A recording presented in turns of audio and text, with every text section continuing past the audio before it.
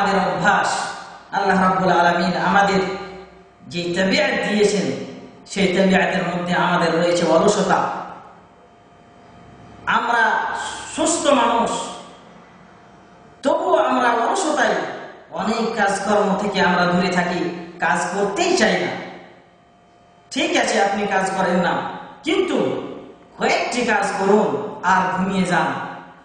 দুইটি কাজ করুন, সারা রাত্রি ঘুমিয়ে থাকেন, আল্লাহ রাব্বুল আলামিন আপনার খাতায় সারা রাত্রি ইবাদত করার সমান, তাহাজ্জুদ পড়ার সমান আপনার খাতায় ফেরেশতাদের দ্বারাই নেকি লিখতে থাকবে। কিভাবে? সেটি হচ্ছে ইশারের নামাজ জামাতের সাথে পড়া, তার সাথে সাথে ফজরের নামাজ জামাতের সাথে পড়া। প্রিয় হাবিব জনাবে মুহাম্মদুর রাসূলুল্লাহ সাল্লাল্লাহু আলাইহি ওয়াসাল্লাম বললেন, মান সাল্লাল ইশা ফি জামাআতিন ফাকান্নামা কামা নিসফিল লাইল। যে ব্যক্তি ইশারের নামাজ জামাতের সাথে আদায় করলো, সে যেন অর্ধেক রাত্রি কিয়াম করলো।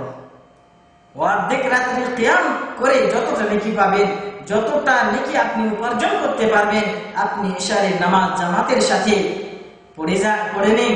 তারপর গল্প গুজবে ব্যস্ত না হয়ে ঘুমিয়ে যান ফজরের নামাজের উদ্দেশ্যে, যে আল্লাহ রাব্বুল আলামিন যে এই রাত্রিটা দিয়েছে আরাম করার জন্য, আরাম করে ফজরের নামাজ আবার জামাতের সাথে আদায় করবেন। অর্ধেক রাত্রি ইশারের সাথে সাথে হয়ে গেল, আর অর্ধেক রাত্রি ফজরের সাথে। নবী করিম সাল্লাল্লাহু আলাইহি ওয়াসাল্লাম বলেন, ওয়া মান সাল্লা সুবহা ফি জামাআতিন।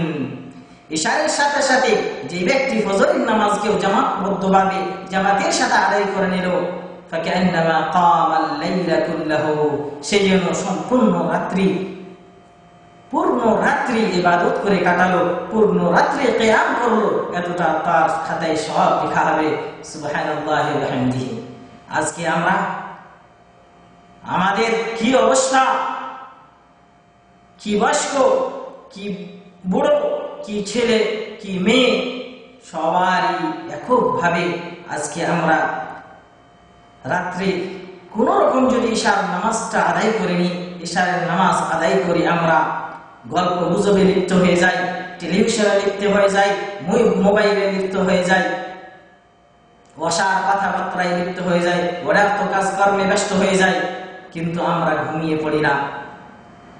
রাত্রি হয়ে যায়, অর্ধেক রাত্রি শেষ হয়ে যায়, তারপরে আমরা ঘুমিয়ে যাই। এই ঘুমানোর কারণে, দের রাত্রে ঘুমাবার কারণে ফজরের নামাজ ভোর হয়ে যায়।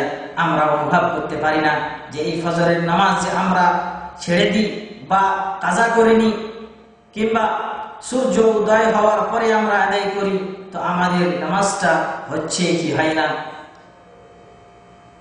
মুহতারাম দিনী ভাই সকল, ফজরের নামাজ শর্ত হলো এই রাত্রি ঘুমিয়ে থাকা অবস্থায় আপনার খাতায় তাহাজ্জুদের কিয়ামের নেকি লেখা হবে। শর্ত হলো দুটি নামাজকে, ইশারের নামাজ এবং ফজরের নামাজকে জামাতের সাথে পড়তে হবে। যদি আপনি এই দুটি নামাজকে জামাতের সাথে আদায় করে নেন, নবী করিম সাল্লাল্লাহু আলাইহি ওয়াসাল্লাম বললেন, তার জন্য সারা রাত্রি কিয়ামের